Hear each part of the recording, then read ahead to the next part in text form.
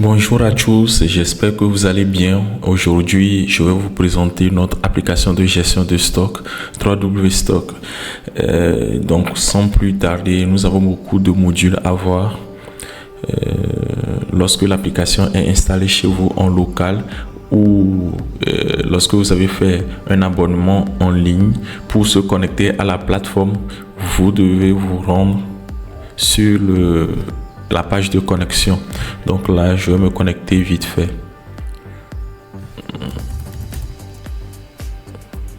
S'authentifier. Donc, une fois connecté, nous tombons sur la page d'accueil, c'est-à-dire le tableau de bord sur lequel vous pouvez voir un certain nombre d'éléments. Ici, le système permet de gérer plusieurs magasins. Vous pouvez créer un magasin A, magasin B, magasin C pour pouvoir gérer vos stocks. Donc, le tableau de bord présente le total des ventes selon une période donnée. Donc, ici, vous avez la possibilité de filtrer. Je prends cette année et je fais Apply. Donc là, ça donne le nombre total de ventes et dans cette période, le nombre total d'achats, les retours des ventes, c'est-à-dire la somme que ça représente et puis le retour des achats. Alors, c'est quoi les retours de vente? Lorsque vous effectuez une vente, le client peut décider de retourner certains articles, peut-être parce qu'il y a eu un souci avec l'article et tout ça. Donc, c'est ça qui représente les retours de vente. Donc, c'est pareil au niveau des achats. Lorsque vous passez des commandes auprès de vos fournisseurs, il peut y arriver que les articles que vous avez reçus, tout ne soit pas conforme ou bien en bon état. Donc, vous pouvez renvoyer ça. Donc, c'est ça les retours des achats. Donc, cette année, nous avons effectué 500 000 francs de francs CFA comme retour après achat. Donc, ici, vous pouvez voir les graphes. C'est un graphe qui représente les ventes et les achats de cette semaine. Juste à droite, vous allez voir les produits les plus vendus. Galaxy, bon, ici visiblement c'est le Samsung Galaxy S8 qui a le plus été vendu, 4 ventes, si vous pouvez le voir là. Après c'est ça, 3 ventes aussi, et les deux autres, une seule vente. En bas, vous avez les chiffres des stocks d'alerte. Lorsque vous créez vos produits, vous pouvez définir le stock d'alerte, c'est-à-dire le seuil. Lorsque le produit atteint ce seuil, donc vous aurez une notification pour pouvoir passer la commande s'il le faut. Juste à droite, les produits les plus vendus. Donc bon, le tableau de bord permet de voir quelques statistiques en fonction des ventes, des achats, des produits que vous avez dans votre système. Donc, l'application est conçue en sorte que vous puissiez gérer facilement la gestion de vos stocks. Là, après le tableau de bord, on a le menu produit. Donc, ajouter le produit qui permet d'ajouter un produit. Ici, qui permet de voir la liste des produits. Là, vous pouvez imprimer le code barre. Vous pouvez compter les stocks, catégories, marques, unités. Donc, on va au niveau de ajouter un produit. Donc, vous avez les champs qu'il faut renseigner lors de l'ajout d'un produit. Donc, les champs qui ont un astérisque devant sont des champs obligatoires.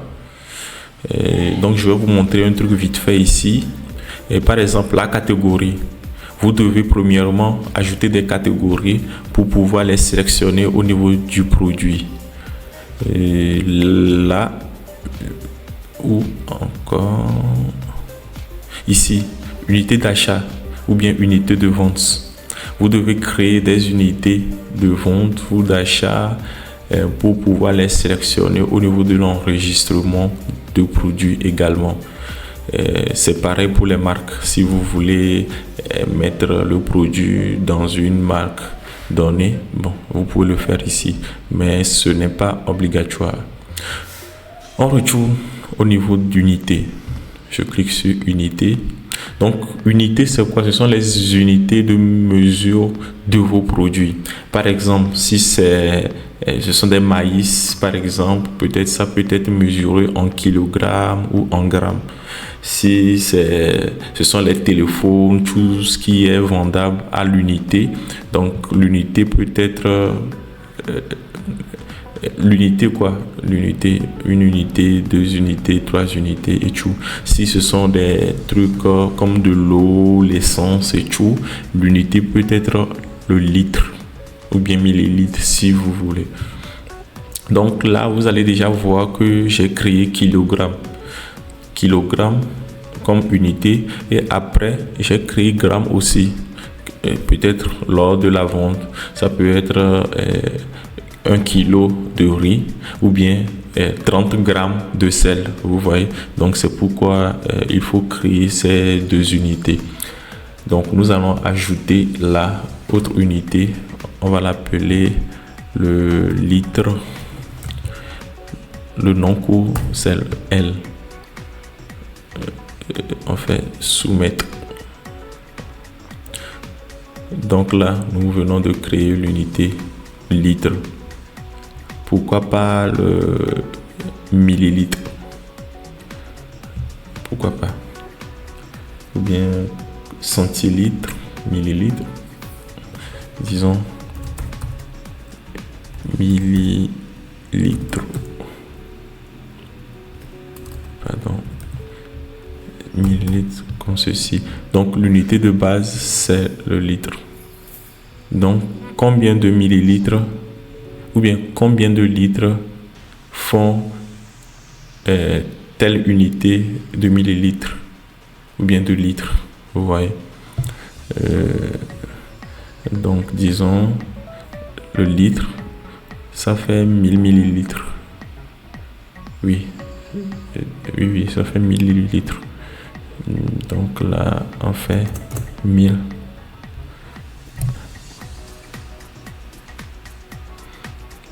Donc le millilitre ça fait 1000 litres. Le gramme ça fait 1000 kilogrammes. Donc c'est quelque chose comme ça. Bon, après si vous avez d'autres unités à rajouter, vous pouvez venir là et puis les ajouter. On retourne au niveau de marque. Là vous pouvez ajouter une marque. Je mets Toshiba si vous voulez. Vous choisissez l'image s'il y en a et vous soumettez Toshiba. Après nous allons au niveau de catégorie. Qu'est-ce qu'on peut créer comme catégorie? Mettons accessoires. Bon, ça c'est le code. Accessoires, on va juste A2C comme code et puis on soumet.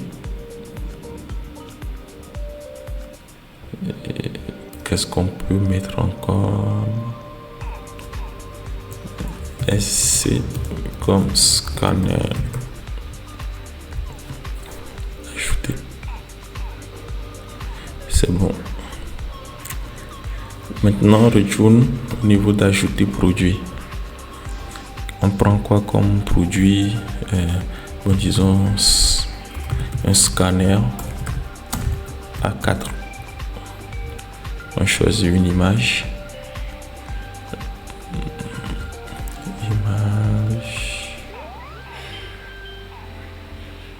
Désolé, on va trouver une image là.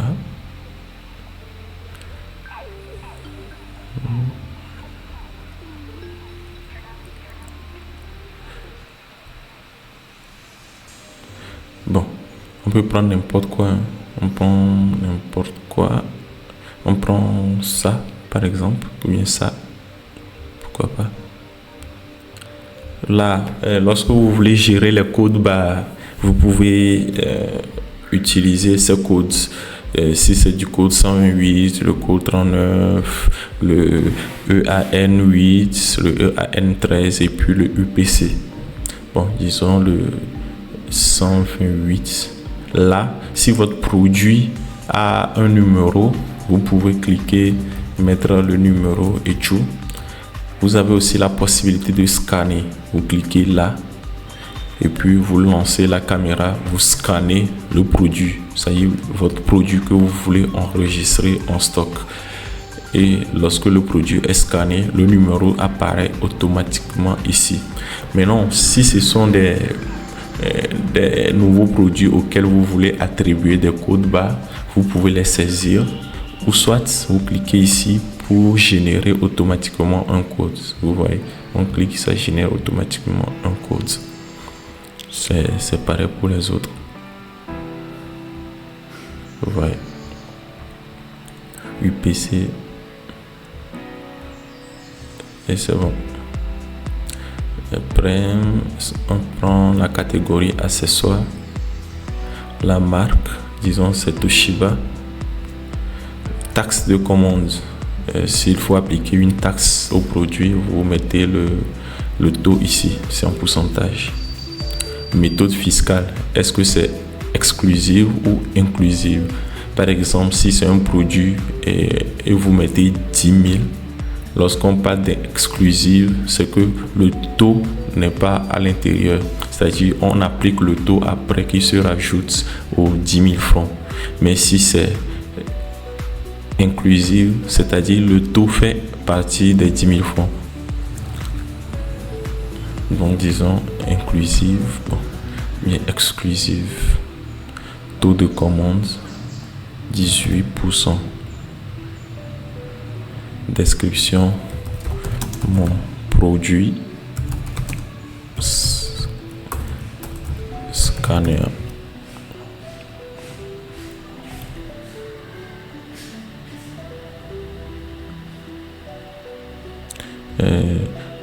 Il s'agit d'un produit simple, vous prenez ça. S'il s'agit d'un produit variable, s'il s'agit d'un produit service ou bien un produit combo. Bon, je vais vous expliquer la différence qu'il y a entre ces produits. Un produit simple, c'est comme ce qu'on connaît, le nom, le prix d'achat, le prix de vente, et puis on enregistre. Mais si c'est un produit variable, peut-être on prend l'iPhone et puis on peut avoir les variations comme la couleur, la longueur, le stockage, la RAM, tout ça, ce sont des variantes. Vous voyez, non, ce sont des variantes.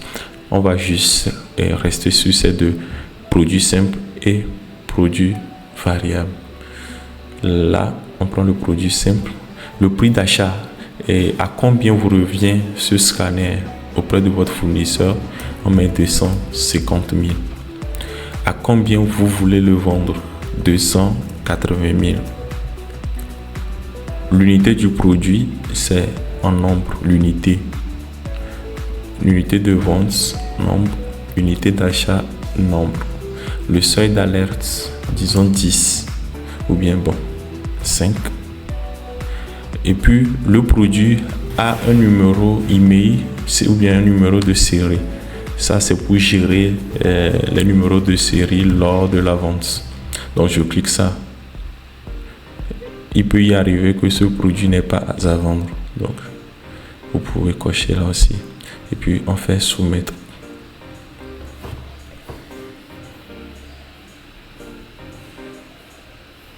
Ça, c'est bon. Donc, nous avons notre produit scanner A4 ici.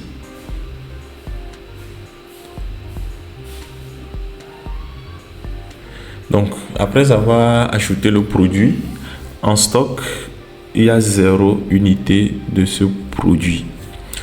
Qu'allons-nous faire? Nous allons au niveau d'ajustement des stocks pour ajouter des produits en stock. Il y a deux possibilités. Ou soit vous pouvez passer par des achats auprès de votre fournisseur Ou soit vous avez déjà les produits en stock, ou bien dans votre magasin que vous voulez faire enregistrer dans la plateforme. Donc si c'est ça, on passe par ajustement des stocks. Nous allons effectuer les deux méthodes et puis vous allez voir comment est-ce que ça fonctionne. Donc ajustement de stock, créer un ajustement. L'ajustement permet d'ajouter ou bien de retirer du produit en stock. Donc pour faire un ajustement, on choisit le magasin qui est concerné. On prend la date de l'ajustement. Disons si c'est hier, on l'a fait par exemple, ou bien aujourd'hui, on prend la date d'aujourd'hui. Là, il est toujours possible de scanner le produit automatiquement, ça passe ici. Ou soit vous mettez le nom du produit, scanner, qu'on vient d'enregistrer. En stock, il y a 0 unité. On peut décider d'ajouter 50 unités. L'addition ou bien la soustraction. La soustraction, ça permet de retrancher et l'addition d'ajouter. Donc vous allez voir, lorsqu'on met sur soustraction, ça avait sorti un message d'erreur que ce qui est en stock n'atteint pas les 50. Regardez, il y a 50 ici. Soustraction, la quantité dépasse la quantité disponible en stock. Donc on retourne au niveau d'addition, c'est notre objectif tout de suite. Premier ajout, puis on fait soumettre.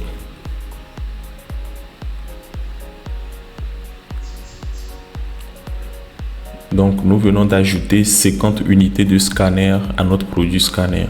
Donc c'est la liste des ajustements de stock. C'est ce que nous venons de faire aujourd'hui le 6. Oui, aujourd'hui le 6. Non, aujourd'hui nous sommes au 7. Donc ça doit être quelque part.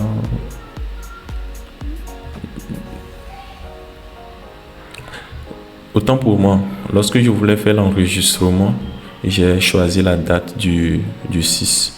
Donc vous allez voir, oui, les scanners, 50 unités, addition, ok.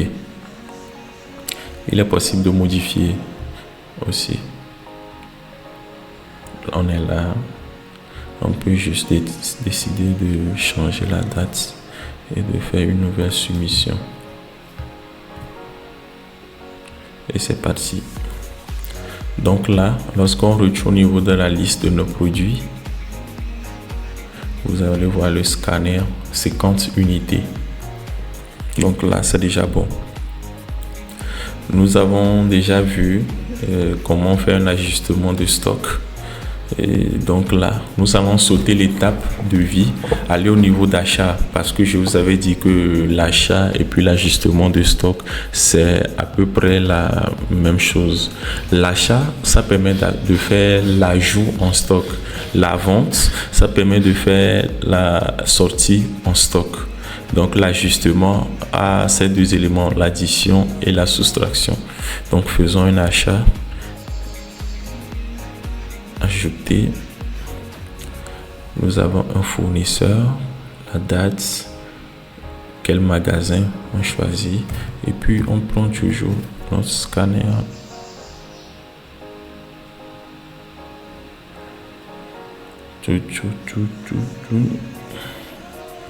Fait soumettre. Quantité, nous prenons 100 et on fait soumettre.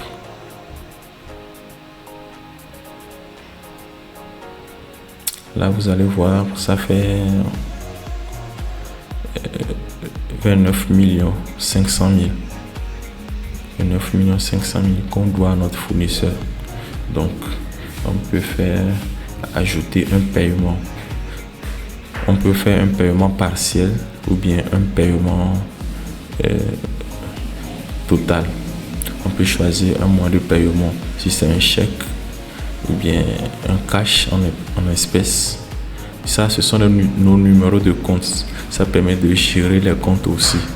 C'est-à-dire si on a un compte à la BIA, un compte à Orange Bank, un compte à BTCI et tout, Donc, on ajoute ces numéros de compte ici. Maintenant, sur quel compte nous voulons prendre l'argent et payer le fournisseur. Donc, disons ce compte et mettons comme remarque, OK, soumettre. Donc, nous avons payé le fournisseur avec succès. On retourne au niveau de la liste de nos produits.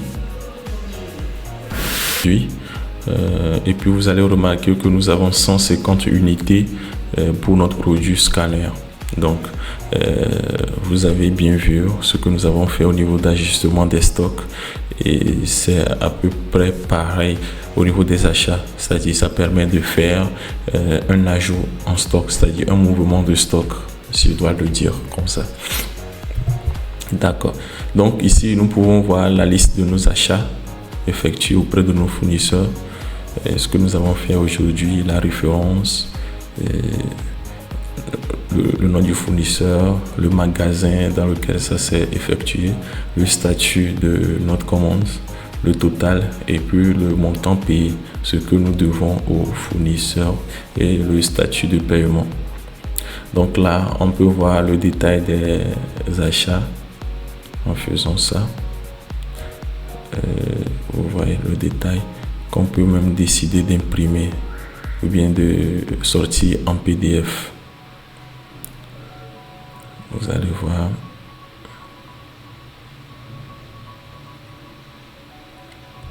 Impression.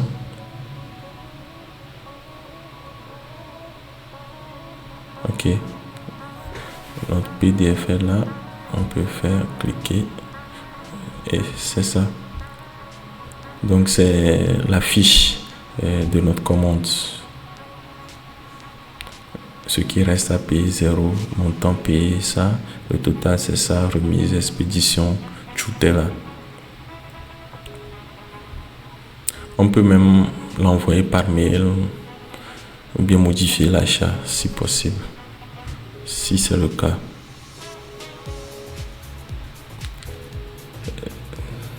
Donc on peut faire un retour d'achat.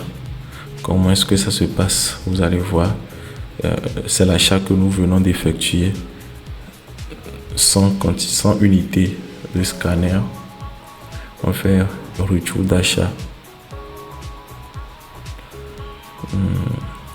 Tous les produits sont oui, effectivement. Donc nous avons commandé 100 unités.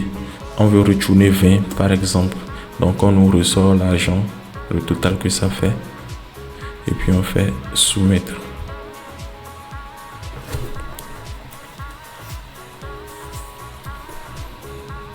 C'est ça. Donc nous avons retourné 20 unités de scanner. Maintenant pour ça, le fournisseur doit nous payer, c'est-à-dire nous rembourser les 5 900 000 francs. Donc lorsque le fournisseur nous rembourse, on fait juste ajouter un paiement. Ça doit aller sur quel compte? On peut choisir ce compte. Et si c'est par espèce, par chèque, par Western Union, par transfert ou bien autre chose, prends toujours en espèces. Fait par le fournisseur. Soumettre. Donc là, c'est marqué comme si le fournisseur nous a remboursé. On pourra toujours retourner au niveau de la liste des produits. Et vous allez voir que nous n'avons plus les 150, mais nous avons 130 unités en stock. Premièrement, au niveau d'ajustement de stock, nous avons rajouté 50. Après, au niveau d'achat, nous avons passé une commande de 100. Et donc ça faisait 150 et après nous avons retourné 20 au fournisseur, donc ce qui nous revient à 130 unités. Là on passe au niveau de devis. Et lorsqu'un client vous demande un devis par rapport à certains produits, vous pouvez venir dans la section devis, ajouter un devis. Vous voyez, on choisit le client, le magasin dans lequel on veut prendre les produits. Et puis, on prend toujours notre scanner. Il est possible de prendre plusieurs produits. Là, iPhone 15 Pro Max, PC,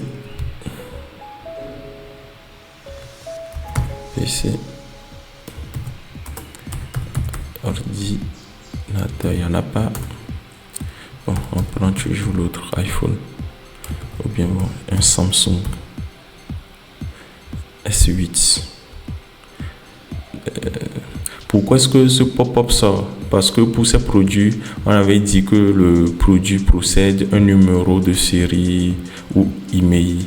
Donc, c'est pourquoi lorsqu'on prend le truc là, il y a le numéro, ce pop-up qui sort pour qu'on puisse choisir le truc là, comment dire, le numéro email, ou bien même accorder une remise. Disons, on applique une remise de 10 000 francs là. On fait ajouter. Et donc vous allez voir que nous avons appliqué une remise de 10 000 francs ici. Et de quantité 2. Et pour nos scanners, on prend 10. Après, on fait sent, c'est-à-dire le devis a été envoyé. Et là, nous avons créé notre devis, c'est ça, là, qui a été envoyé. On peut voir les détails. Donc c'est ça, les détails de notre devis, qu'on peut même décider d'imprimer et d'envoyer au client.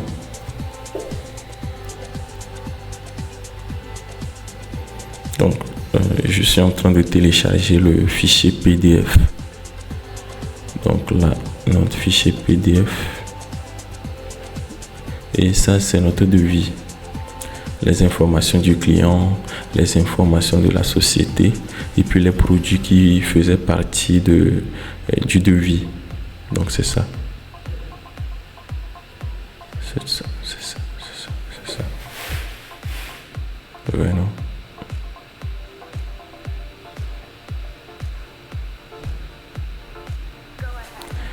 Ici, ça fait 150 000. Combien d'unités? 2 unités.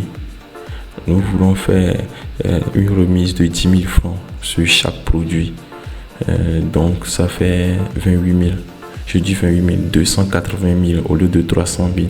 150 000 fois 2, ça fait 300 000.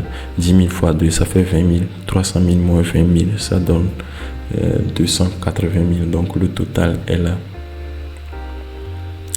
Donc, lorsqu'on envoie le devis au client et le client est intéressé et puis veut passer la commande pour pouvoir recevoir les produits, au lieu de retourner au niveau de vente pour effectuer la vente, on peut automatiquement transformer ce devis en facture. On clique juste créer une vente à partir de ce devis. Donc vous allez voir que la vente est créée. Vous voyez, nous avons pris 10 unités de scanner. Je fais soumettre.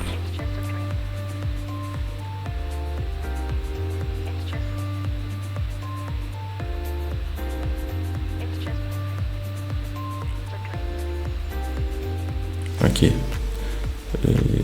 Donc ça a créé la vente. On peut ajouter un paiement. On paie la totalité. On met sur ce compte. On fait soumettre.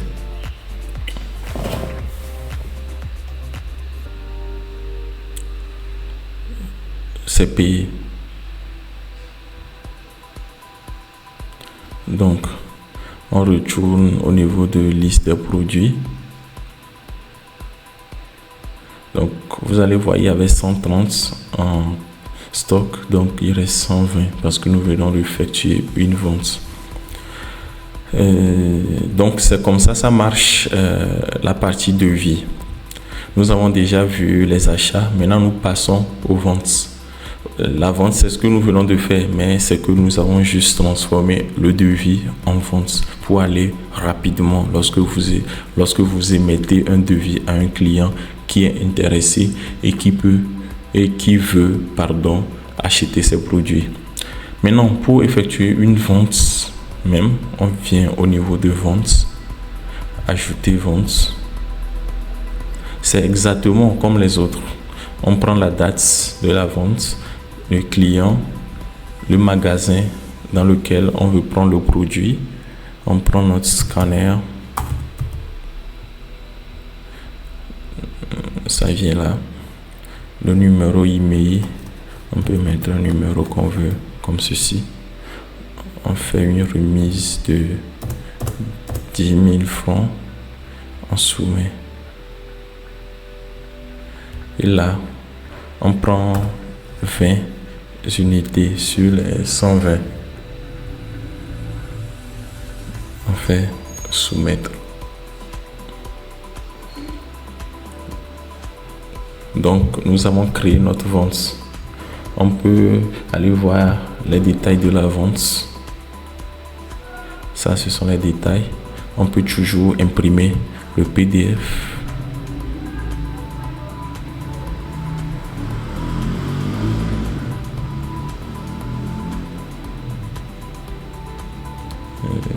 C'est un coût de génération. C'est généré. Et là, nous avons notre facture de vente. C'est ça. La somme à payer et le montant qui est payé et que le montant qui reste à payer. Donc, on retourne à la liste des ventes. On ajoute un paiement. Ajouter un paiement. On a ça. On prend le numéro de compte et on soumet.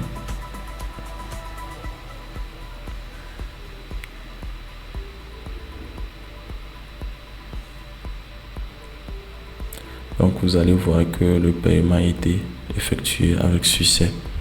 Lorsqu'on retourne au niveau de la liste des produits, vous allez voir pour notre produit, nous avons 100 unités.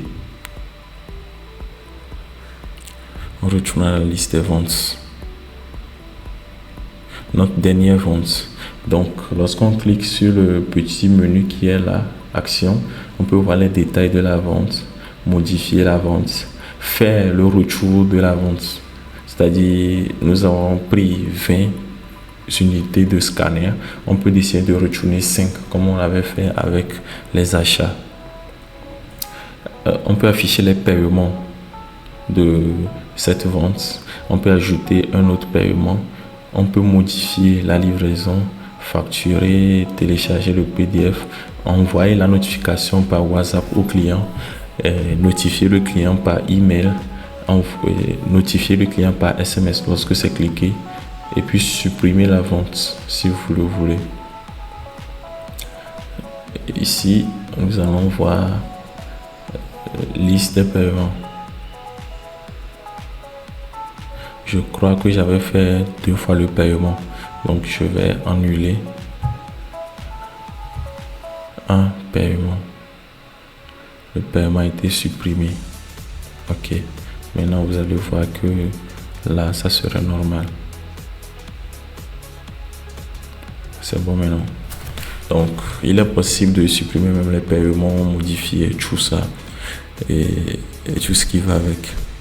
Donc l'étape suivante, c'est comme une vente aussi, mais ça c'est ce qui doit être utilisé lorsque le client est en face de vous. Par exemple, le POS, dans le système de POS, vous pouvez cliquer là dans le menu, là où il y a le curseur, ou bien vous cliquez sur POS et dans le menu vente. Donc ça fait quoi? Lorsque le client est là pour un achat, vous cliquez directement sur POS. Donc là, vous pouvez scanner le produit automatiquement. Ça va dans la liste des achats, des ventes, si je dois le dire. Et là, on choisit le client, le nom du client. Le client Contour, c'est un client par défaut. Lorsque vous n'avez pas besoin de prendre les informations du client, le nom, prénom, tout ce qui va avec, vous prenez juste le client Contour. C'est un client qui vient au Contour et puis fait une vente, qui passe une commande et puis vous faites la vente. Donc, pour quel magasin on clique. Donc, automatiquement, lorsque vous prenez le magasin, vous allez voir que les produits disponibles dans ce magasin s'affichent là. Vous pouvez scanner le produit si vous l'avez en main, c'est-à-dire c'est le client qui est parti faire ses achats et puis mettre dans son panier, et après au comptoir vous prenez le produit, vous scannez le produit, automatiquement le produit vient ici dans la liste. Ou soit si vous voulez le faire de façon plus légère, vous pouvez même mettre Samsung comme on le faisait, et puis ça vient là. Vous avez entendu le son aussi. Lorsqu'on prend le produit ou bien lorsque vous scannez, ça fait tant. On prend un Samsung, un iPhone. Ouais. Et là, le total, ça fait 550 000. On peut faire une remise de 10 000 si on veut. Donc le total à payer revient à ça. Et puis on fait payer maintenant. Ça y est, le client là, vous voulez payer maintenant. Ça va sur quel compte? Vous pouvez choisir le compte, paiement en espèces, tout ce qui va avec. Et on fait soumettre. Donc, automatiquement, lorsque le client paye, il y a le reçu que vous pouvez imprimer dans votre imprimante laser. Donc, vous voyez, je crois que vous avez déjà vu des types de reçus comme ça après un achat et tout. Donc, c'est à peu près ça que vous pouvez imprimer à partir de votre imprimante laser. Donc, lorsque vous avez terminé la vente, vous retournez dans votre système. Donc, tout ce que nous avons fait aujourd'hui, vous voyez, aujourd'hui, nous avons effectué un achat et une vente de 11 millions de francs CFA et un achat de 29 500 000 francs. Donc, ce sont les graphes. Donc, c'est là. Aujourd'hui, le retour des achats.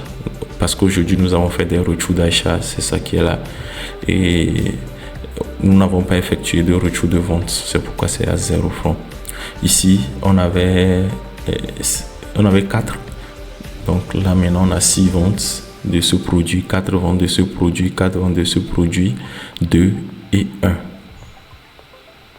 Vous voyez, 2 et 1. Donc, nous allons faire une pause et puis revenir dans quelques instants pour continuer la suite de la présentation. Merci. Alors, nous continuons avec la suite de notre présentation de l'application 3W Stock, qui est un système de gestion de stock efficace. Donc, c'est ce qui va permettre de pouvoir bien gérer vos produits, votre comptabilité, vos ressources humaines et tout ce que je vous ai dit depuis le début de cette présentation. Alors, nous avons vu les ventes, nous avons parlé des produits, des ajustements de stock, et comment créer un devis et à quoi servaient les achats. Et nous avons fait même des ventes à partir de ce menu ou bien de notre système de POS. Et nous avons déjà fait des retours d'achat. Lorsque vous passez un achat ou bien une commande auprès de votre fournisseur et puis après vous décidez de retourner certains produits, donc ça se gère au niveau de retour d'achat et au niveau de retour de vente pour les ventes.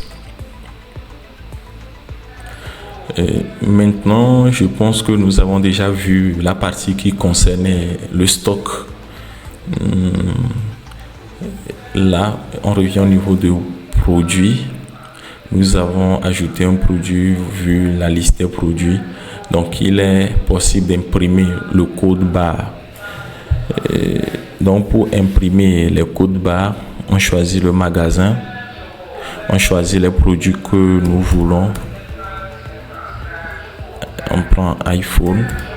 On prend toujours iPhone 14. On met encore un iPhone XR. On met un iPhone 12. On met un Samsung S8. Un Samsung A4 et notre scanner.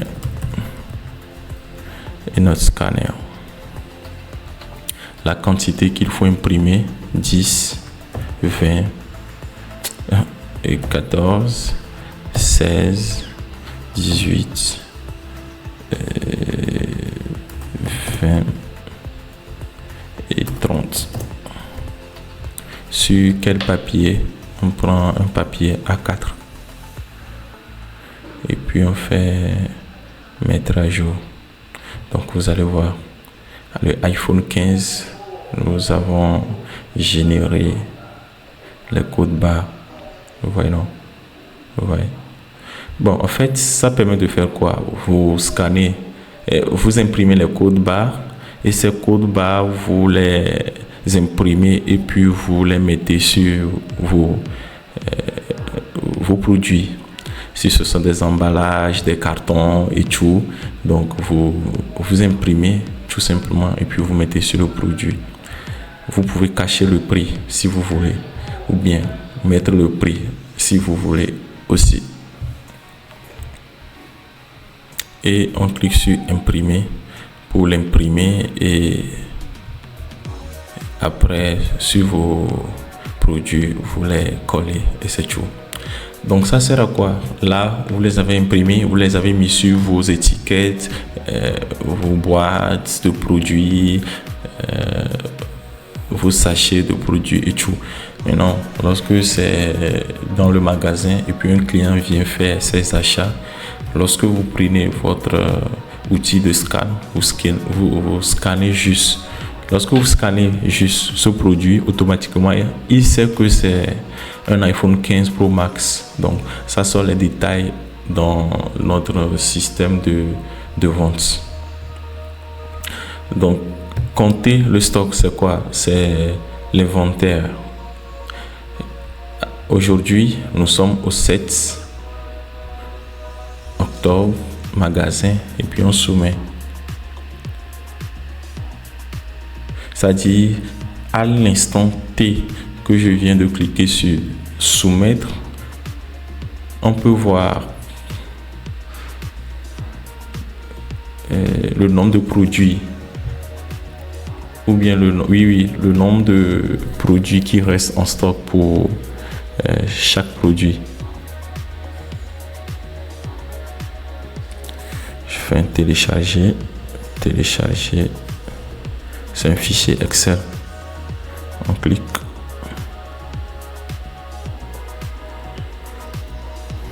Et là, vous allez voir iPhone. Nous en avons 217 en stock. Samsung, nous en avons 153. Galaxy, 99. 45. Et puis notre fameux scanner A4 qui reste 100 en stock. Donc, c'est ça. C'est-à-dire à la date du 7 10e mois 2024, nous avons ces quantités en stock. Donc, c'est à quoi sert le compter stock. Et donc, tout ce qui a été généré auparavant est resté. Lorsque vous cliquez, vous l'imprimez, vous allez voir à telle date le nombre de quantités de produits qui restaient pour chaque produit. Donc, je pense que ce sera tout pour la partie gestion de stock même. Donc, comme nous vous l'avons dit, le système ne gère pas que les stocks, mais votre ressource humaine, votre comptabilité aussi et votre gestion de projet.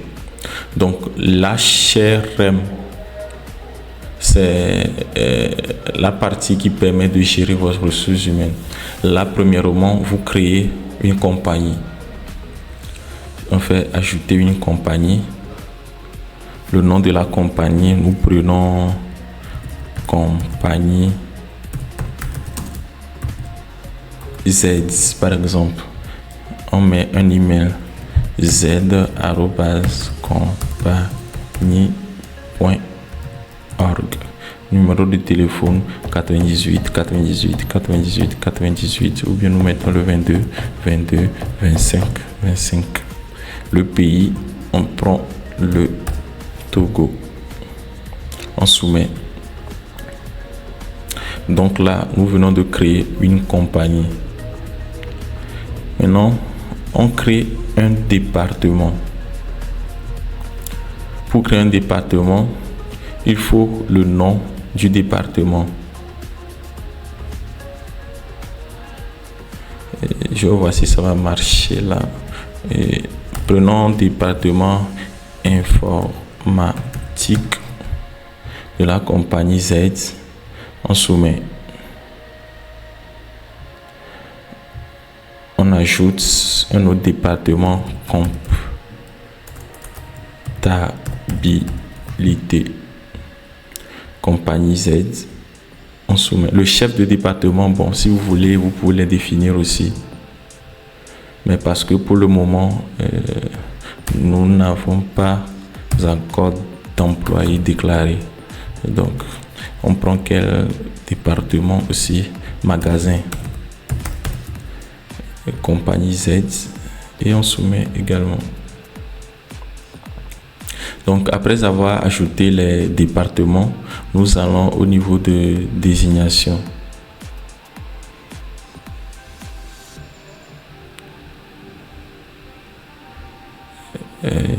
Compagnie informatique, chef service. On ajoute encore compagnie Z, département comptabilité, comptable.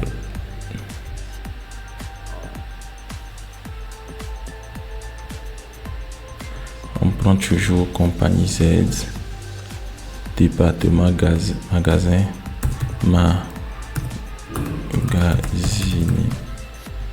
On fait soumettre. Après, on va au niveau de carte de bureau. Ça, c'est l'emploi du temps. Disons, ça y est, le déroulement des prises de service. On prend quoi par exemple? Bon.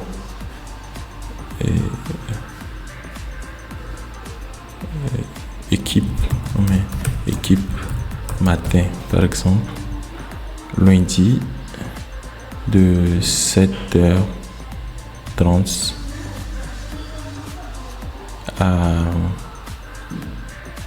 14h30.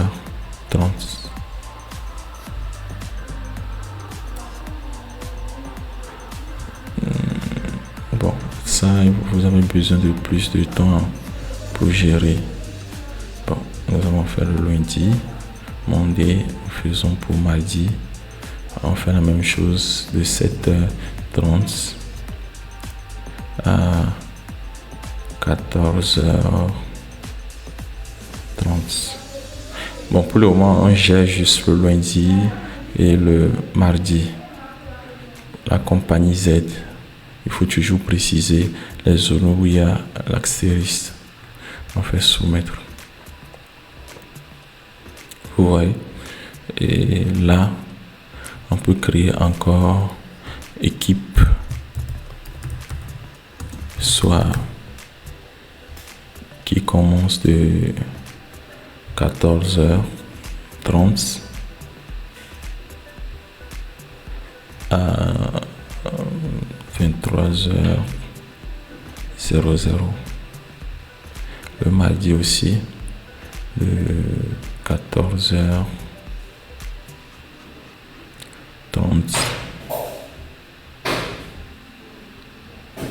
à 23h00. On soumet. Ok, nous n'avons pas pris de compagnie. On soumet.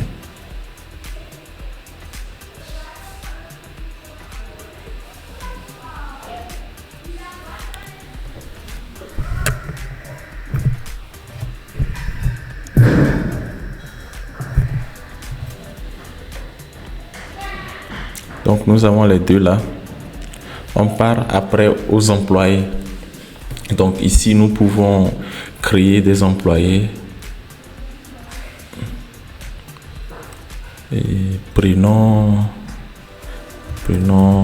Jacques, nom de famille Morgan, le sexe masculin, date de naissance 16.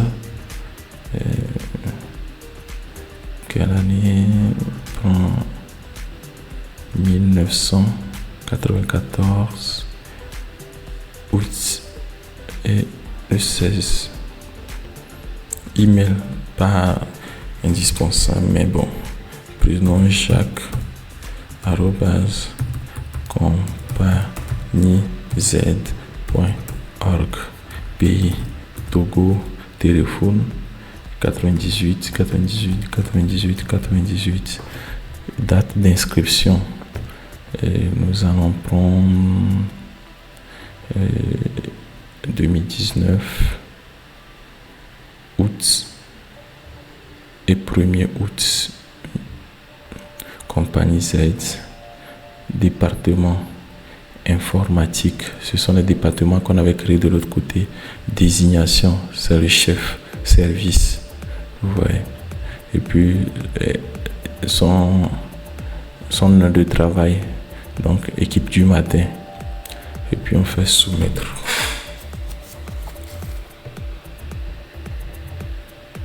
Donc c'est là.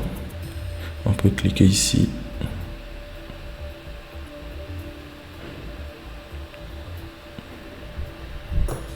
Pour voir le détail de l'employé. Donc c'est ça. Ici on peut renseigner d'autres informations comme son compte Skype, Facebook, WhatsApp, LinkedIn, Twitter, son expérience. On peut ajouter son expérience là. C'est-à-dire le titre, 5 agents, nom de l'entreprise et Chronos. L'emplacement, on peut dire Bénin.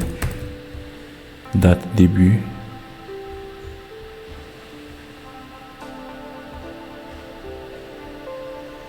disons 2015, janvier 2015 au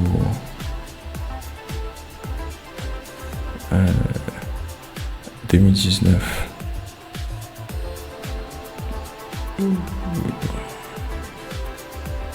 Janvier 2019. Type d'emploi. Si c'est temps partiel, temps plein, et freelance, avec contrat et tout ça, vous les prenez. Mais on prend comme full time avant.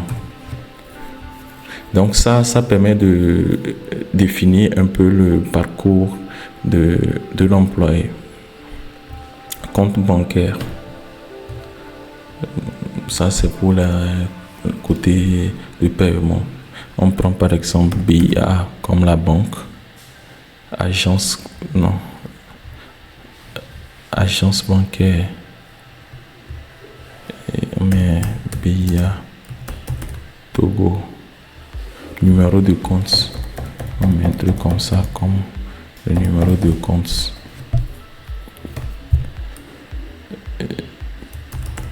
Paiement multiple. On fait soumettre. Ok. Donc, je pense que nous avons renseigné un grand nombre d'éléments pour cet employé, pardon. Et donc, le système permet de gérer la présence aussi. Donc, aujourd'hui, nous sommes lundi. On prend la compagnie, on prend l'employé Jack Morgan. La date d'aujourd'hui, le 7, l'heure d'arrivée. Normalement, il devait commencer à 7h30, mais je mets 8h00 comme date début et date de fin. Disons, normalement, c'est 14h, mais je mets 15h00.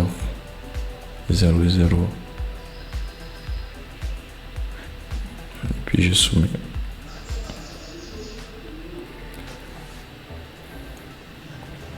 Là, ça permet de renseigner la présence des employés chaque jour qui passe. Donc pour tout ça, ça permet de voir si l'employé vient régulièrement au service, le nombre de temps effectué par l'employé, et puis si l'employé peut demander quelques jours de congé. Donc je fais ça, département informatique, employé, type de congé. Là, je pense qu'on doit créer un type de congé avant de revenir ici. Demande de congé, type de congé, ajouter congé,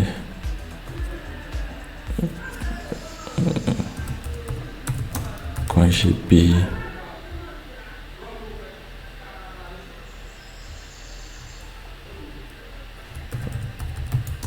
congé technique.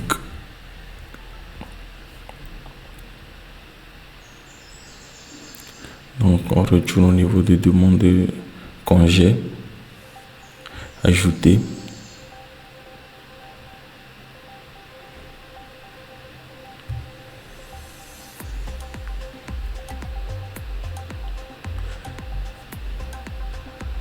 compagnie Z, département informatique, employé Jack Morgan, congé payé, date début. Nous sommes au 7 aujourd'hui, demande de congé du 10 au 31.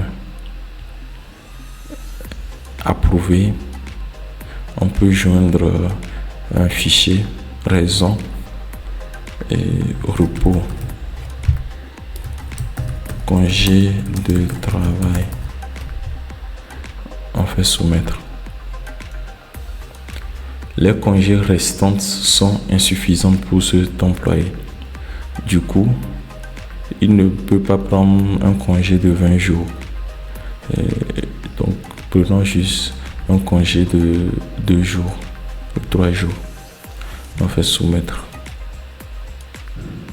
Ça aussi, ça refuse.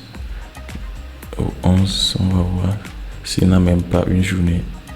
Ok. Il n'a pas de jour de congé. On va au niveau de congé.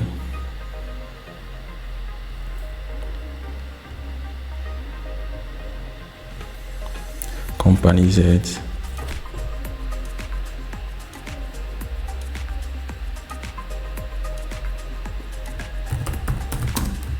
Congé payé. Date de début 11 au 15. Repos, soumettre.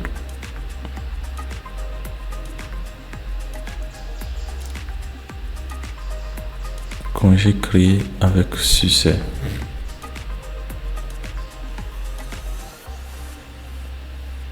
Et on va au niveau de la paie. Ça permet de payer un employé. On prend l'argent sur quel compte. Sont 350 000 francs payés par virement bancaire, banque transfert, et on soumet. Donc un paiement a été effectué pour cet employé, telle date, vers son compte. Donc je pense que nous avons vu tout ce qu'il y a au niveau de HRM.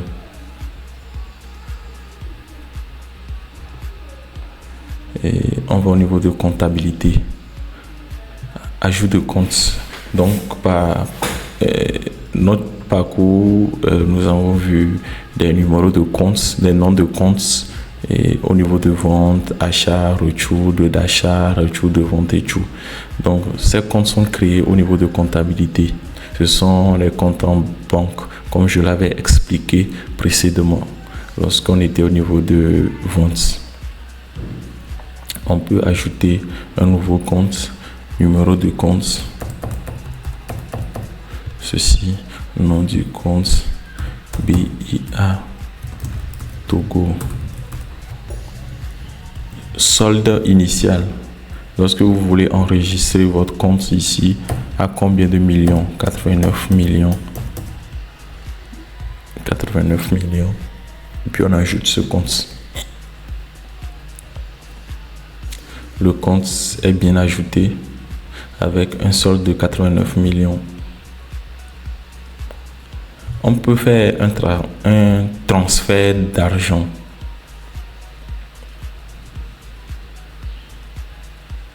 Ajouter un transfert d'argent aujourd'hui, 5 millions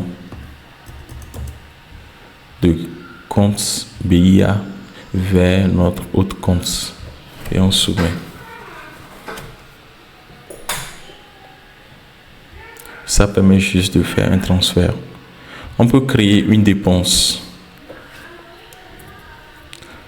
On prend le magasin, on prend le compte, on prend le type de dépense, achat, ou soit on prend salaire comme dépense et puis les 350 000 qu'on avait transféré à notre employé. Ok. Pour le salaire de notre seul employé. Et on soumet.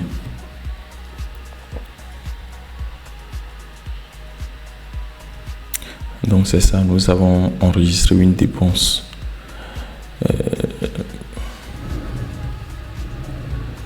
Nous avons les catégories de dépenses. Là, j'avais choisi salaire. Donc, ce sont des catégories achat, transport, tout ça. Et autres dépenses. Ça, ce sont les catégories de dépenses. On peut créer une catégorie de dépôt, c'est-à-dire les bénéfices. On peut mettre bénéfices comme catégorie. On a déjà mis vente. On peut dire location. C'est-à-dire les bénéfices qui viennent à partir des locations. Et puis, on peut mettre autre recettes. Soumettre.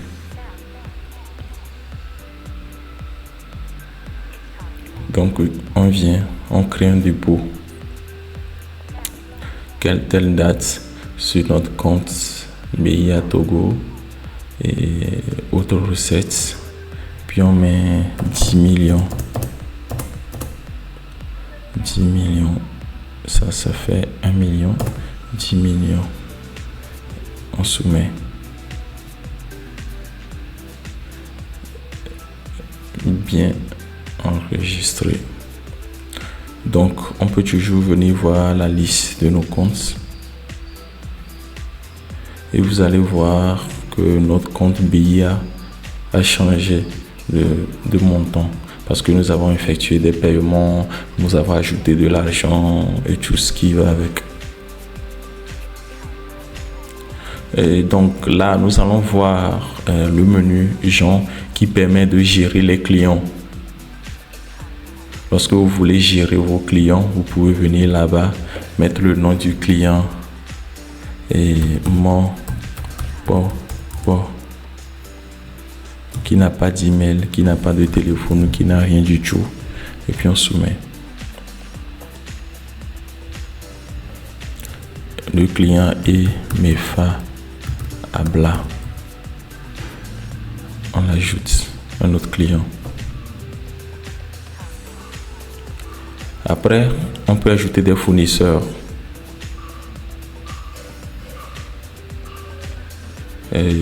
Comme établissement Baba Souhait.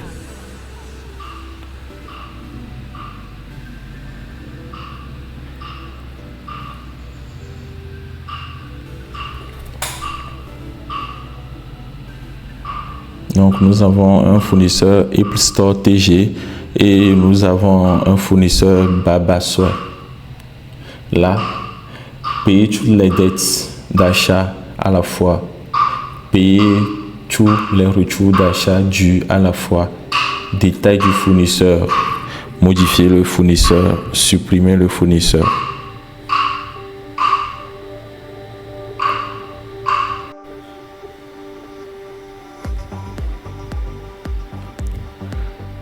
Donc là, nous avons les détails de ce fournisseur.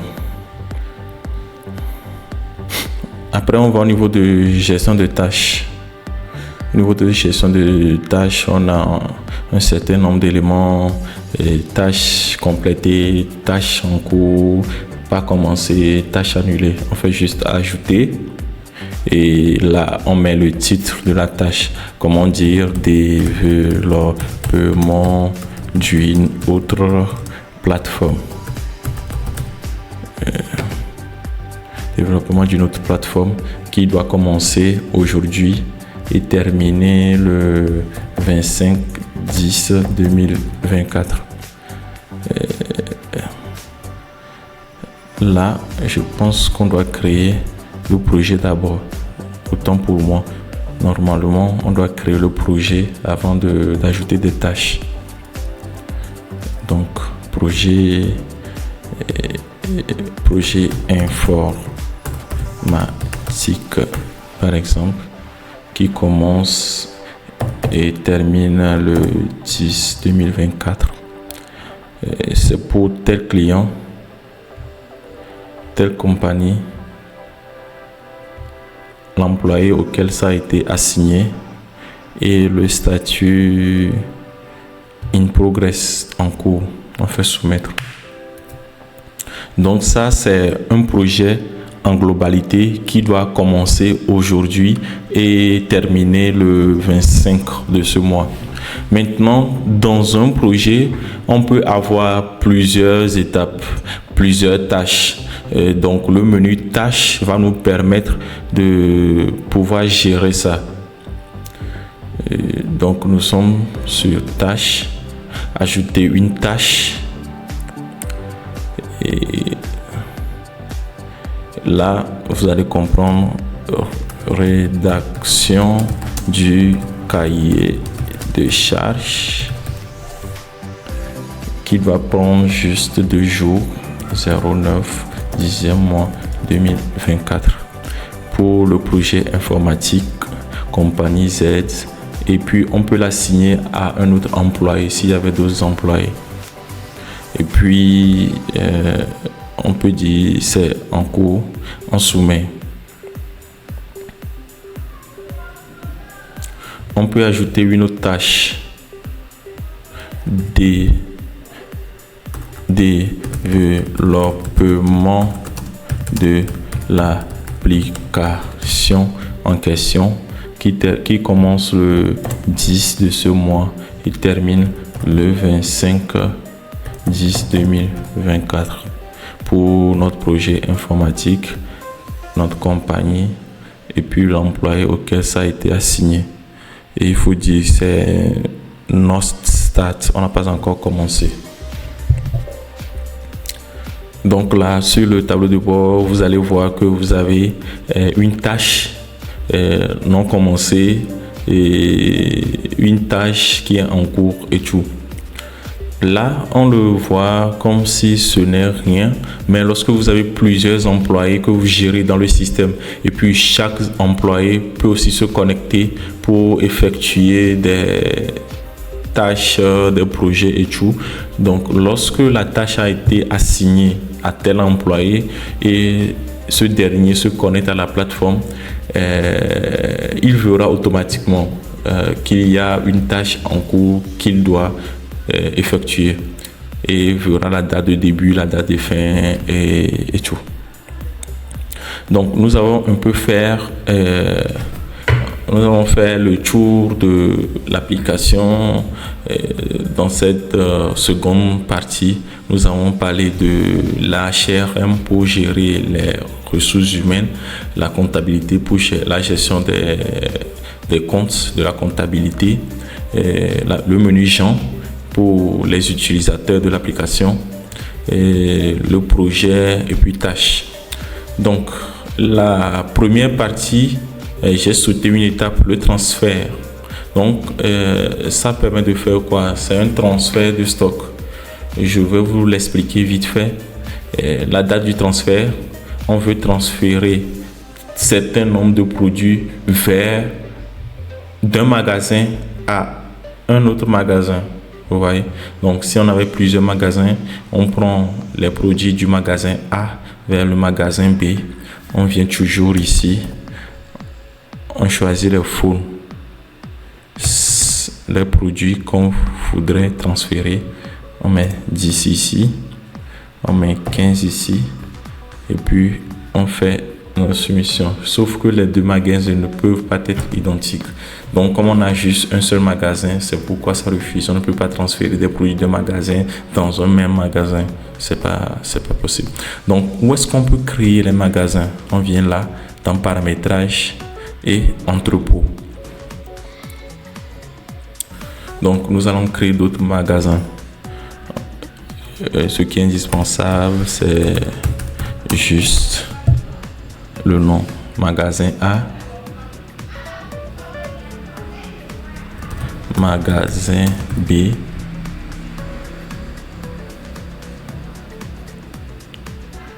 et magasin C.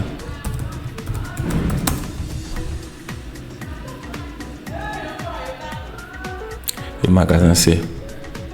Donc on peut retourner au niveau de transfert de stock pour appliquer ce qu'on était en train de faire. On attend que ce magasin s'enregistre pour évoluer. Ok, magasin enregistré. Donc vous pouvez créer autant de magasins que vous voulez. Et ça, ce sont les retours. Créer un transfert.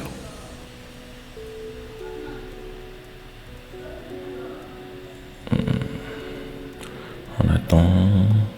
Ok. Et donc on le prend de notre magasin A vers le magasin d'Agoué vers le magasin A. Et puis on met l'iPhone. On met notre fameux scanner. On prend 10 là.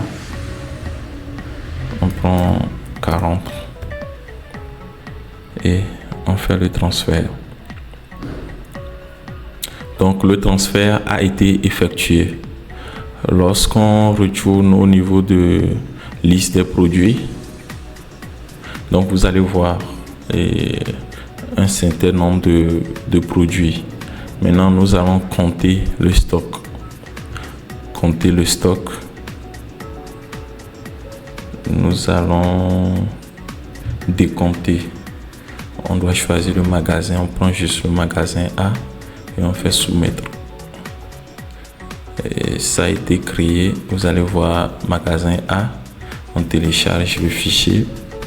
On voit le contenu et on verra notre fameux scanner qui a 4 en quantité et notre iPhone qui est 12 et puis le reste à 0.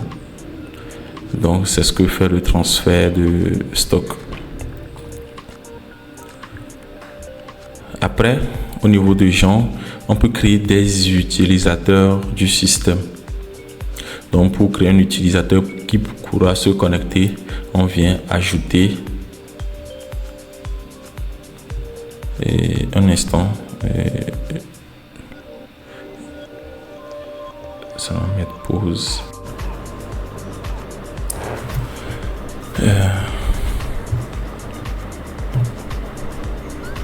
Alors, pour ajouter un utilisateur, on met le nom de l'utilisateur, le prénom, le nom d'utilisateur, le téléphone, l'email, le mot de passe, son rôle, ce qu'il doit faire dans l'application et l'entrepôt que l'utilisateur doit gérer. L'utilisateur peut gérer plusieurs entrepôts. Ouais. Et c'est ça. On décoche ça pour ne pas gérer tous les attributs.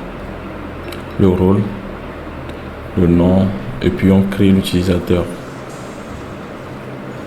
Donc ici nous avons déjà 2 utilisateurs. Alors c'est quoi le rôle de l'utilisateur? Le rôle, c'est ce que l'utilisateur peut faire dans la plateforme.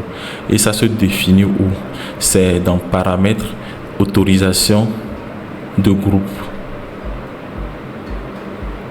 On peut créer un autre rôle, disons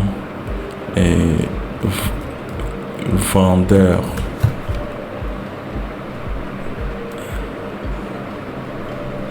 Ça, c'est la description du rôle. Qui effectue des ventes. Peut voir le tableau de bord. Peut gérer les utilisateurs. S'il peut afficher un utilisateur, ajouter un utilisateur, modifier, afficher tous les enregistrements de tous les utilisateurs. On peut décocher, c'est-à-dire cet utilisateur pourra voir que ce qu'il a enregistré dans la plateforme, mais ne peut pas voir les enregistrements des autres utilisateurs qui se sont connectés et puis effectuer des actions. Mais lorsque vous cliquez ici, il peut voir tous les enregistrements de tous les utilisateurs. Donc la permission, est-ce qu'il pourra afficher les utilisateurs, modifier un utilisateur, ajouter, supprimer? Donc on décoche tout ça parce que le vendeur ne peut pas faire tout ça. Afficher un produit, oui. Modifier un produit, oui. Code barre, oui. Catégorie, pas d'unité, parce que les unités pourront se définir par le super administrateur ou bien par le gérant. Ajouter un produit, oui, pourquoi pas. Donc ajustement de stock, est-ce que le vendeur peut ajuster les stocks? Vous mettez juste non. Et afficher le transfert, oui. Ajouter, comptabilité, retour des ventes, afficher, modifier, comme c'est le vendeur, paiement de vente, oui, oui et oui. À part ça, on fait quoi? Tout est bon.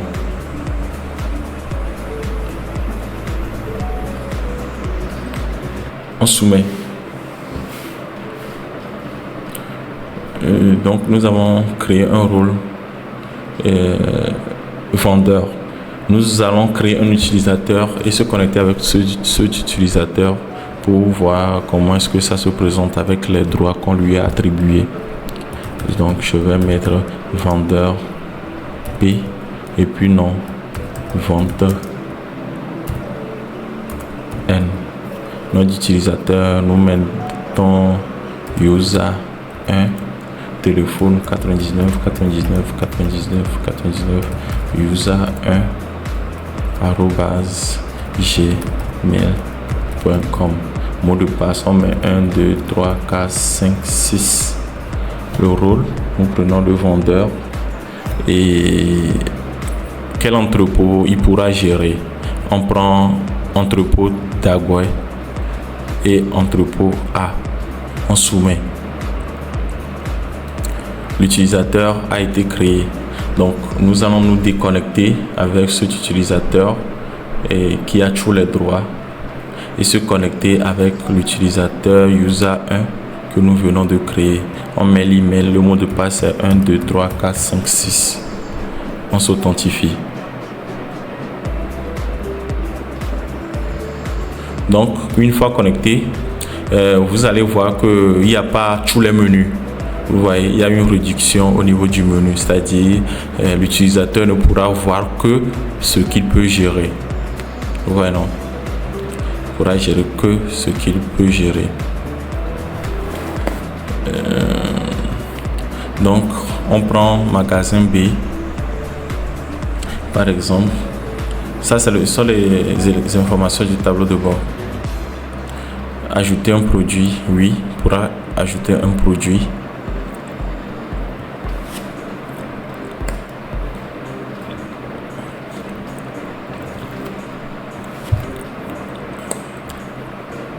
Liste de produits.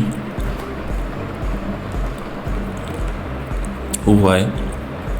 Donc, comme on pourra effectuer des... Ah bon. J'ai juste cliqué sur retour de vente. J'ai pas mis la possibilité de passer une commande. Mais bon, c'est pas bien grave.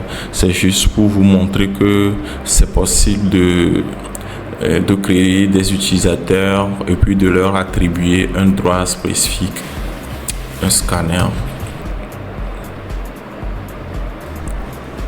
Enfin, on transfère 5 vers l'autre magasin. Et c'est bon.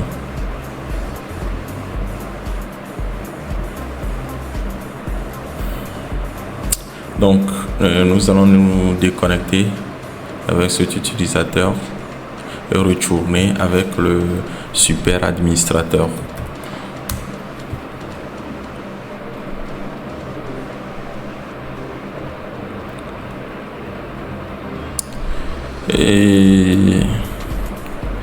Et donc,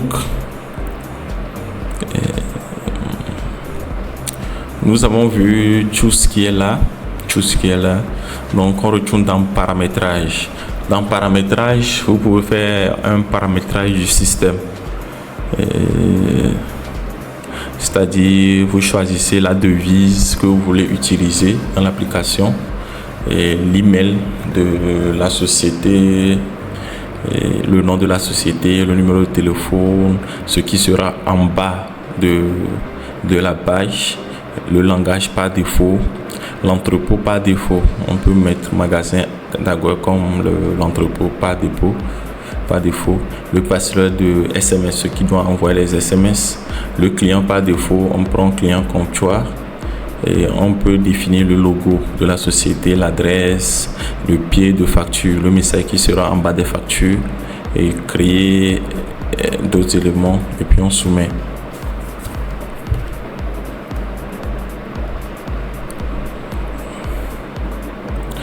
Bon, je pense qu'il n'y a pas grand chose à montrer au niveau des paramètres des SMS.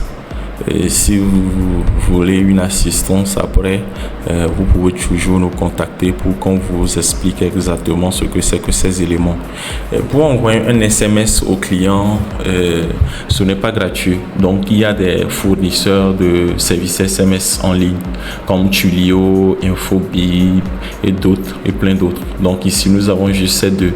Et lorsqu'on prend Tulio par défaut, il faut renseigner leur SID, leur token et puis le numéro qui doit s'afficher ou bien le nom qui doit s'afficher lorsqu'on envoie un SMS au client. Donc, nous avons des modèles d'SMS qu'on envoie au client. Par exemple, pour les ventes, c'est ce qui va au client. Ça, c'est le contact name, business name, invoice number et tous ces éléments. Share, le nom du client. Thank you for your purchase. Your invoice number is le numéro de facture. If you have any question or concern, please don't hesitate to reach out to us. We are here to help. Best regard business name, c'est-à-dire le nom de votre société. Là, vous pouvez mettre ce message en français. Hein. Vous mettez tout ce que vous voulez. Donc, c'est ça qui va au client. Donc ça, c'est pour les devis. Lorsque vous terminez un devis et puis vous envoyez un SMS, c'est le message là qui va. Lorsqu'un paiement a été effectué et puis vous voulez envoyer un message de paiement, donc c'est le message qui ira. Donc tout ça là est modifiable. C'est pareil au niveau de la messagerie. Pour la messagerie, il y a un système qui doit envoyer un mail vers au client. Donc, c'est le paramétrage qui est là. Toujours, si vous avez besoin d'assistance, on pourra vous aider. Donc, c'est exactement comme on l'a vu de l'autre côté. Pour les ventes, on a le message qui ira par mail. Et pareil.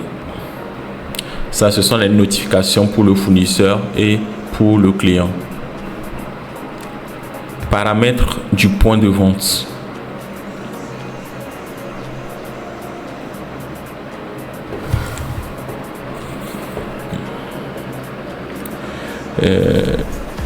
Remarque, merci d'avoir effectué vos achats chez nous, veuillez revenir.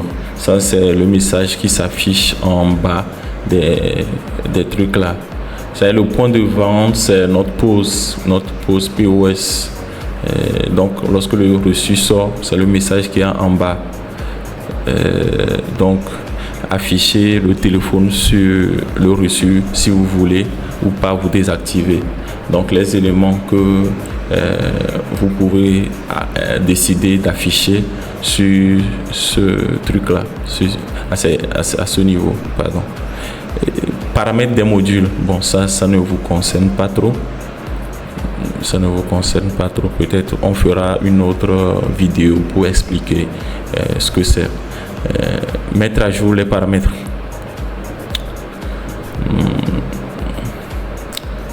Là, nous allons encore faire une vidéo aussi pour vous expliquer ce que c'est. Sinon, pour le moment, vous avez la dernière version de l'application. Lorsqu'il y aura d'autres mises à jour, on vous le fera savoir pour que vous puissiez les télécharger. Passerelle paiement. Donc ça, ce sont les moyens de paiement que vous pouvez utiliser pour les paiements en ligne. Donc nous avons que Stripe pour le moment. Nous avons vu autorisation pour définir les rôles, entrepôt pour créer les magasins et devises pour nos devises que vous voulez utiliser, que ce soit le franc CFA, le dollar, l'euro, le livre sterling et tout. Sauvegarde de base de données. Donc ça vous permet de sauvegarder votre base de données et vous pouvez les télécharger en local pour une utilisation ultérieure. Donc c'est à vous de voir. Vous générez une sauvegarde et puis bon, ça crée la sauvegarde. Donc vous pouvez retrouver la sauvegarde sur votre machine, dans ce dossier. Nous avons presque fini la démonstration. Il reste la dernière partie qui présente un nombre assez colossal de rapports. Donc, un système de gestion de stock, vous devez avoir des rapports détaillés.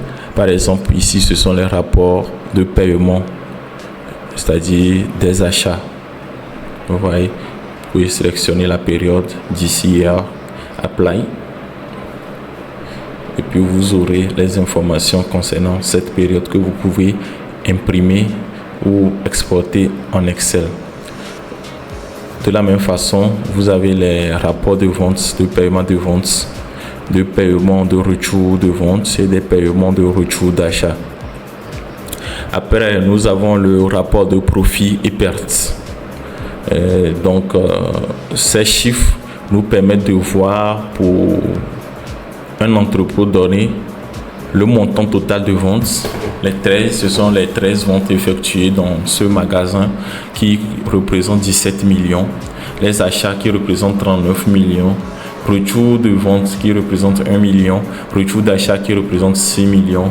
Les dépenses de 350 000. Je ne sais pas si vous vous en souvenez, le salaire de notre seul employé.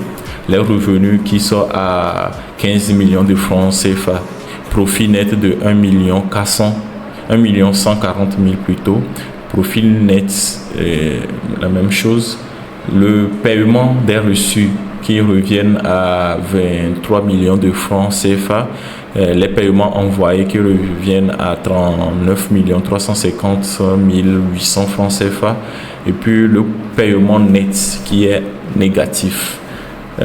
Donc le paiement net, c'est le paiement des reçus moins les paiements envoyés. Donc c'est paiements envoyés qui est la somme des paiements d'achat, c'est-à-dire lorsque vous payez vos fournisseurs les 800 francs. Est-ce que c'est 800 francs? je ne pense pas, qui représente le retour des ventes. Et puis, plus les 350 000 francs qui représentent les dépenses du salaire, du salarié, vous voyez. Donc, les paiements reçus, ce sont les paiements de vente, plus les retours d'achat qui représentent les paiements reçus. Donc, le profit net, c'est la vente moins le prix d'achat. Les profits nets encore ici, c'est les ventes moins les prix d'achat. Exactement. Le revenu, c'est vente moins retour des ventes. C'est-à-dire, vous effectuez des ventes de 17 millions et puis vous retournez 2 millions. Donc, ça reste 15 millions. Et nous pouvons évaluer le stock, c'est-à-dire le rapport de l'évaluation des stocks. Donc, lorsqu'on clique sur ce menu, vous allez voir les numéros SKU des produits, il n'y a pas de variante. Et ici, vous pouvez voir le nombre de quantités qui restent pour chaque produit en stock. Et puis, la valeur que représente cet actif. Il y a plusieurs pages. La seconde page. Donc, l'iPhone, en stock, nous avons 217. Et puis, lorsqu'on arrive à tout vendre, on aura les 108 millions 500 francs. 508 millions 500 000 francs.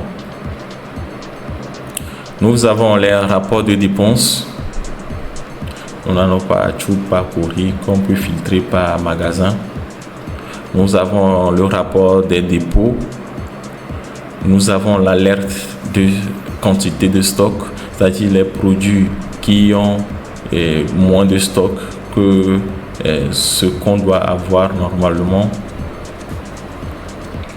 Le rapport d'entrepôt des magasins. Donc, on prend le magasin d'Agouin par exemple. Donc, ici, on peut voir le nombre total de ventes effectuées dans ce magasin d'achat, le retour de vente et d'achat. Donc, on peut voir les devis pour ce magasin, les ventes, les retours de vente, les retours d'achat, les dépenses. Donc, tout est là pour vous faciliter. Si vous voulez voir des rapports assez rapides et tout, vous pouvez aller dans la section rapport. Donc là, nous avons toujours les rapports d'inventaire. Nous avons les rapports de produits.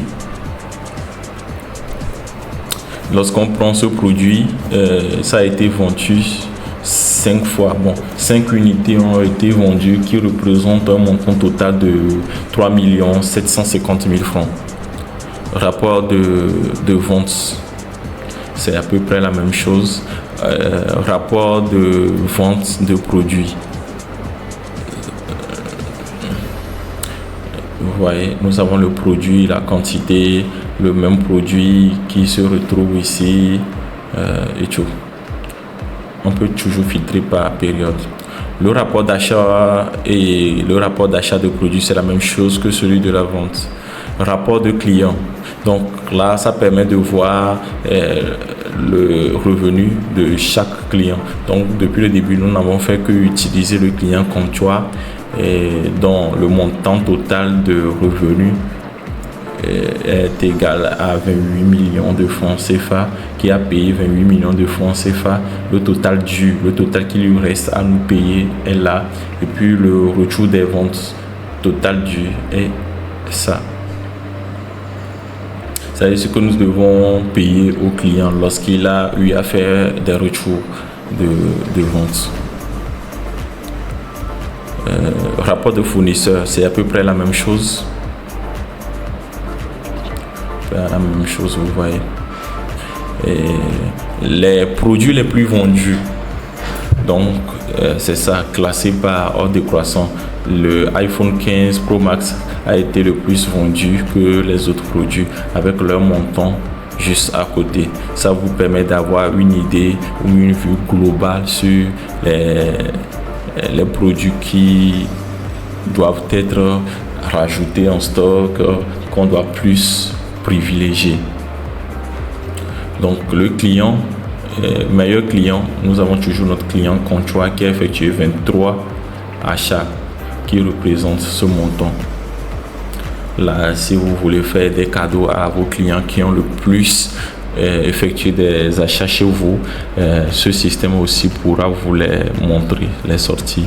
Rapport des utilisateurs, c'est la dernière partie. Et donc, nous avons 3 utilisateurs. Il y a cet utilisateur qui a effectué 16 ventes au total, 8 achats, un devis, qui a élaboré un devis, les retours de vente traités, 2, 3 retours d'achat, un transfert de stock et puis 7 ajustements de stock. Vous voyez, non? Donc, vous pouvez voir les chiffres en globalité là. Et puis, lorsqu'on clique sur rapport de cet utilisateur, vous allez voir tout ce que l'utilisateur là a fait. Par exemple, les ventes effectuées par l'utilisateur, les devis créés. C'est exactement les chiffres que nous avons vus là-bas, mais ici, nous avons les éléments même que constituent ces chiffres. C'est ça. Donc, en retournant sur la page d'accueil, ici, vous pouvez voir les notifications. Nous avons 48 alertes de stock de produits. C'est-à-dire les produits qui doivent être mis en stock. Vous voyez, vous pouvez changer la couleur, même changer la langue, anglais, français, et même faire ceci, vous voyez, pour basculer le menu. Ici, ça permet de faire le plein écran. Et là, vous pouvez modifier votre profil en cliquant sur profil.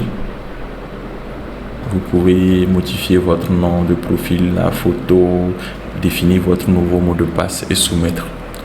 Et donc, nous sommes arrivés à la fin de cette démonstration de notre application. Donc, j'espère que vous avez aimé. Et si vous avez des questions, n'hésitez pas à nous contacter sur notre mail support @solution3w.com. Donc, ceux qui ont fait le renouvellement en ligne, vous allez voir la date de fin d'abonnement qui va s'afficher là, quelque part là. Et puis pour renouveler, on clique sur renouveler. C'est-à-dire le renouvellement peut se passer en ligne pour les utilisateurs qui ont fait un abonnement en ligne. Donc vous voyez, ça c'est votre nom de domaine. Vous prenez le moyen de paiement et tout. Et la périodicité, et vous cliquez sur payer maintenant, et après le paiement vous allez voir que le renouvellement sera effectué. Merci et à bientôt.